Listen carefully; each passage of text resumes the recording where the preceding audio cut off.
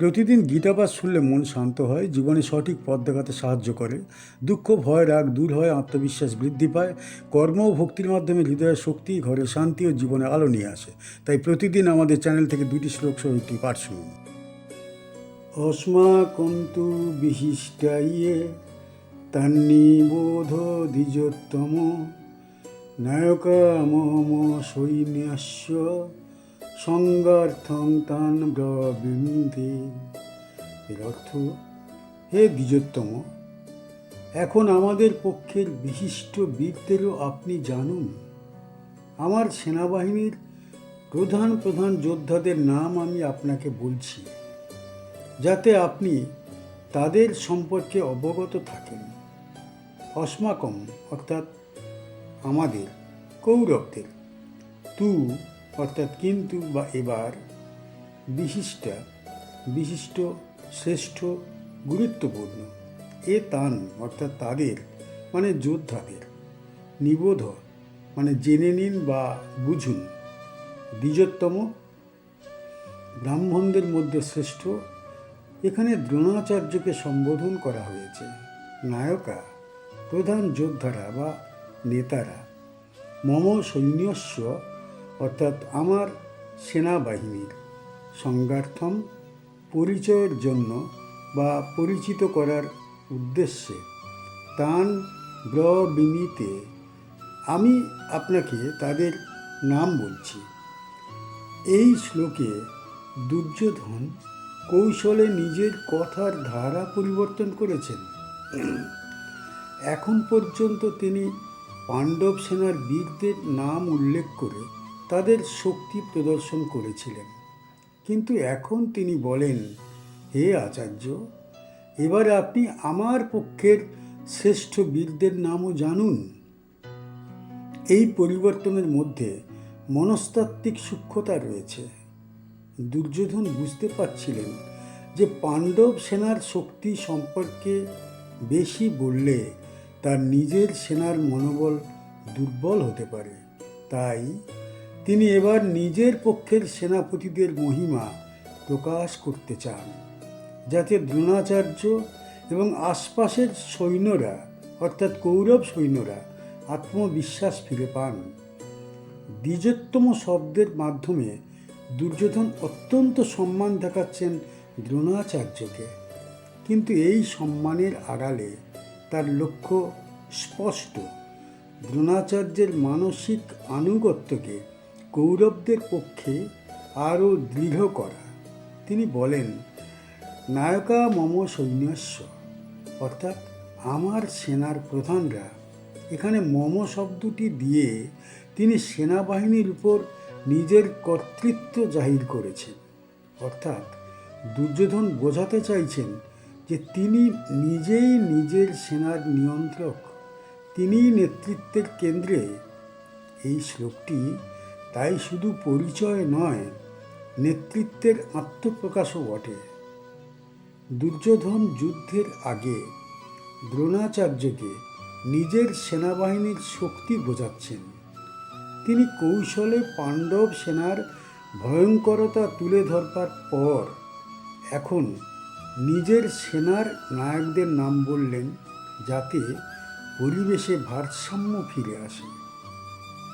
এইভাবে একদিকে তিনি শিক্ষককে যোগ্য সম্মান দিচ্ছেন, অন্যদিকে নিজের নেতৃত্বের গৌরব প্রতিষ্ঠা করছেন। এই শ্লোক থেকে আমরা শিক্ষা পাই, নেতৃত্ব মানে নিজের দলের শক্তি জানানো ও অনুপ্রাণিত করা, অতিরিক্ত ভয় বা আতঙ্ক সৃষ্টি না করে ভারসাম্য বজায় রাখা জ্ঞানের লক্ষণ। সম্মান দেখিয়েও নিজের অবস্থান দৃঢ়ভাবে প্রকাশ করা নেতৃত্বের কৌশল।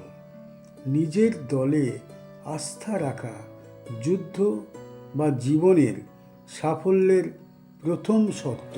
ভগবান ভীষ্মস্য কর্ণশ্চ কৃপশ্চ সমিতিঞ্জয়ঃ অশ্বত্থামা বিকর্ণশ্চ সৌমদত্তি তথৈব চ।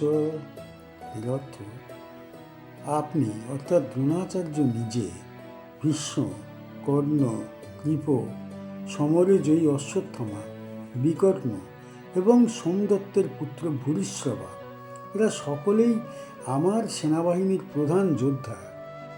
ভবান অর্থাৎ আপনি স্বয়ং দ্রোণাচার্য, ভীষ্ম পিতামহ, কৌরবদের প্রধান সেনাপতি, চ অর্থাৎ এবং কর্ণ, সুতপুত্র, দুর্যোধনের অতি প্রিয় বন্ধু, কৃপাচার্য, দ্রোণাচার্যের শ্যালক এবং যোদ্ধা ব্রাহ্মণ, সমিতিঞ্জয়, যুদ্ধে সর্বদা বিজয়ী, কৃপাচার্যের উপাধি, অশ্বত্থামা, দ্রোণাচার্যের পুত্র, অপরাজেয় বীর, বিকর্ণ, দুর্যোধনের ভাই, কৌরবদের মধ্যে ন্যায়পরায়ণ, সৌমদত্তি, সোমদত্তের পুত্র ভূরিশ্রবা, তথৈবচ, তদ্রূপ অর্থাৎ তেমনি শক্তিশালী। এই শ্লোকে দুর্যোধন তার সেনাবাহিনীর প্রধান বীরদের নাম উল্লেখ করেছেন। প্রথমেই তিনি বলেন, ভবান অর্থাৎ আপনি নিজে, হে আচার্য। এইভাবে তিনি দ্রোণাচার্যের প্রতি গভীর শ্রদ্ধা প্রদর্শন করেছেন এবং তার নেতৃত্বকে স্বীকার করছেন। এরপর একে একে তিনি শক্তিশালী ও অভিজ্ঞ যোদ্ধাদের নাম উচ্চারণ করলেন। ভীষ্ম পিতামহ, যিনি সমগ্র কুরু রাজবংশের রক্ষাকর্তা, কর্ণ, দুর্যোধনের অতি প্রিয় বন্ধু, যিনি যুদ্ধে অতুলনীয়, কৃপাচার্য, দ্রোণাচার্যের শ্যালক, যিনি ব্রাহ্মণ হয়েও অজেয় যোদ্ধা, অশ্বত্থামা, দ্রোণাচার্যের পুত্র, যিনি অমরত্ব লাভ করেছেন, বিকর্ণ, কৌরবদের মধ্যে ন্যায়নিষ্ঠ ভাই, দ্রৌপদীকে অপমানের সময় তিনিই প্রতিবাদ করেছিলেন, সৌমদত্তি অর্থাৎ ভূরিশ্রবা, প্রাচীন রাজবংশীয় যোদ্ধা, বংশে বিখ্যাত। দুর্যোধন এই নামগুলো বেছে নিয়েছেন খুব কৌশলে। এরা প্রত্যেকেই কৌরব সেনার স্তম্ভ। তাদের নাম উচ্চারণ করে দুর্যোধন শুধু দ্রোণাচার্যকে নয়, পুরো সেনাবাহিনীকে সাহস ও আত্মবিশ্বাসে ভরিয়ে তুলতে চাইছেন। এই মুহূর্তে যুদ্ধ শুরু হয়নি, কিন্তু দুপক্ষের মধ্যে মানসিক যুদ্ধ শুরু হয়ে গেছে।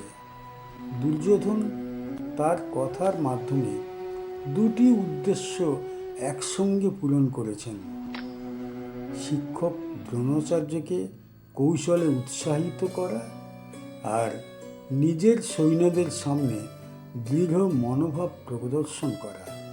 এইভাবে তিনি রাজনৈতিক ও মানসিক নেতৃত্ব দুটোই একসঙ্গে রক্ষা করেছেন। এই শ্লোক থেকে আমরা শিক্ষা পেতে পারি, একজন প্রকৃত নেতা নিজের দলের যোগ্য সদস্যদের সম্মান জানাতে জানেন।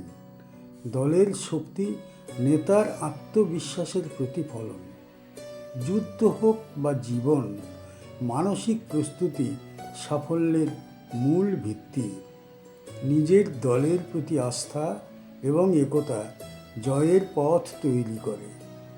শ্লোক 7 এবং 8-এ দুর্যোধন পাণ্ডবদের শক্তি দেখানোর পর নিজের পক্ষের বীরদের গৌরব গেয়ে ওঠেন। একদিকে দ্রোণাচার্যের প্রতি তিনি শ্রদ্ধা দেখান, অন্যদিকে নিজের নেতৃত্ব ও সেনা শক্তি প্রতিষ্ঠা করেন। এখানে আমরা দেখি নেতৃত্ব, মনোবল, কৌশল এবং রাজনীতির এক চমৎকার সংমিশ্রণ।